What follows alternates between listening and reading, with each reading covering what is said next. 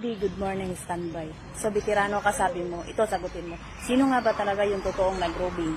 Si Bolfin o si 59? Sagot! Sinong nag-grouping? Pareho siyempre. Hindi naman pwedeng isa lang eh. So, dadagdagan ko lang po yung aking sagot. So, hindi lang po ballpen. Hindi lang po 59. Pati rin po ang flashlight ay nagro-rubing.